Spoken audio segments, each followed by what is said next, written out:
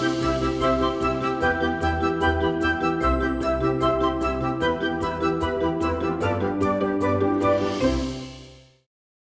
एक कोई जो पहले बार कमाना शुरू करता है वो जब आपके पास आता है तो आप उनको क्या चेकलिस्ट देती हैं? सबसे पहले आपको क्या करना है, नंबर 2 पे आपको क्या करना है, नंबर 3 पर आपको क्या करना है?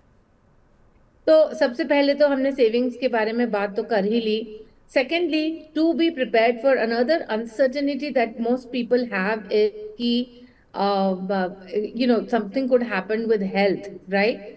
एंड अगेन, जो सैलरीड एम्प्लॉयज हैं उनके लिए उनकी companies health insurance cover provide कर रहे हैं, तो उनको ये बेनिफिट जरूर लेना चाहिए। बहुत सारी कंपनी से मैं बात करती हूँ तो वो कहते हैं कि कभी कभी एम्प्लॉय साइन अप नहीं करते हैं, या actually lot of companies are giving top up covers, they are giving parental covers also. And generally लोग साइन अप नहीं करते हैं ये सोच के अरे ये तो हम यूज करने वाले हैं नहीं, ये बिना बाद में प्रीमियम में क्यों हम पैसे डालें। एंड देन बाद में कुछ घटना हो जाती है, फिर उनको समझ में आता है कि अरे हमें ये ले लेना चाहिए था। तो इसलिए बहुत ही जरूरी है कि एंड ज्यादातर मैंने देखा है जो नए एम्प्लॉयज हैं उनका बहुत फोकस है कि पहले हम क्रेडिट कार्ड वगैरह ले। But first thing you should always remember कि जो एम्प्लॉयर के जो बेनिफिट्स होते हैं वो बहुत जनरली बहुत अच्छे होते हैं एंड आपका उनको इस्तेमाल करना चाहिए। तो certainly I will say step number 2 would be to take health insurance cover provided by the employer. And अगर employer is giving parental cover, please sign up for it, क्योंकि जो आपको एम्प्लॉयर के थ्रू पेरेंटल कवर मिलता है उसमें restrictions बहुत कम होती हैं। एंड जनरली वो आपके parents, and it's much cheaper than buying it from outside, so it will be very convenient, it's going to be very useful for the parent. So ये step number 2 है। Step number 3 हमने बात की इसके बारे में, रिटायरमेंट के बारे में। So step number 3 is retirement, and then finally it is about investing. Okay, so step number 1 है कि भाई आप बचाइए ज़्यादा और अनसर्टेनिटी के लिए इमरजेंसी फंड आपको एक बनाना चाहिए। स्टेप नंबर 2 है कि आपके पास इंश्योरेंस होना चाहिए। स्टेप नंबर, और इंश्योरेंस में भी अपने लिए तो होना चाहिए, अगर पेरेंट्स आप पर डिपेंडेंट हैं तो प्लीज़ उनके लिए भी आप एक प्लान रखें, ग्रुप हेल्थ का भी वो हिस्सा हो सकते हैं, उनके लिए इंडिविजुअल प्लान भी आप ले सकते हैं। स्टेप 3 रिटायरमेंट, एनपीएस जैसा प्लान है।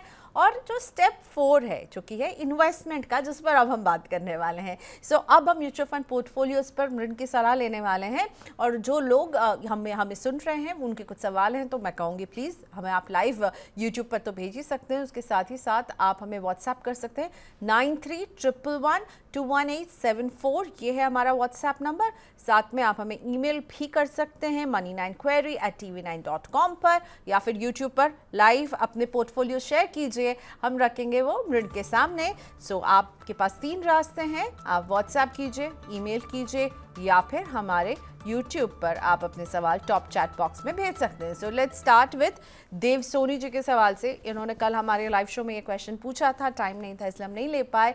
और देव सोनी पूछ रहे हैं कि 10 से 15 साल के लिए ये इन्वेस्टमेंट करना चाहते हैं और वो भी लमसम फॉर्मेट में करना चाहते हैं, तो इसके लिए मुझे कुछ अच्छे फंड्स बताइए। तो मेरा तो पहला सवाल होगा कि इस समय हम बाजार को जिस तरह से देख रहे हैं, आप लमसम इन्वेस्टमेंट करने की सलाह देती हैं, और अगर लमसम इन्वेस्टमेंट करते हैं देव सोनी तो किस तरह का प्रोडक्ट इनको चुनना चाहिए? क्या डेट फंड्स जाना चाहिए, म्यूचुअल फंड्स जाना चाहिए, या कहीं और आप डेट के कुछ और प्रोडक्ट सजेस्ट करेंगी? लमसम है और 10 to 15 ईयर्स इनका टाइम होराइजन है मृण।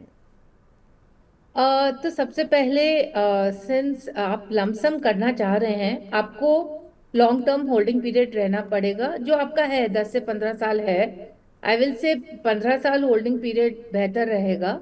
तो अगर आपका इतना लॉन्ग टर्म होल्डिंग पीरियड है और आप रिस्क भी ले सकते हैं, तो equity mutual fund is the way to go. Now equity mutual fund categories में भी बहुत सारी कैटेगरीज हैं, एंड जो आपको चुनना है वो एक कॉम्बिनेशन है जो आपको कंसिस्टेंट परफॉर्मेंस दे सकता है। तो मेरे ख्याल से तो for the large cap you can choose the Nifty 50 index fund, you can look at a mid cap fund and a small cap fund और and a flexi cap। so एक index fund, एक flexi cap fund, एक mid cap fund और एक small cap fund, इससे ज्यादा आपको funds की जरूरत नहीं है।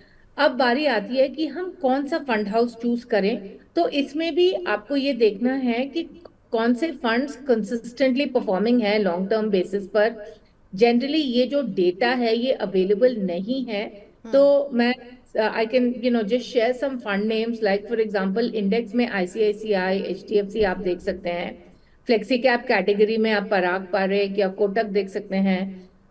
मिड कैप में you can look at Kotak और मेरे, एंड स्मॉल कैप में you can look at SBI और निपॉन।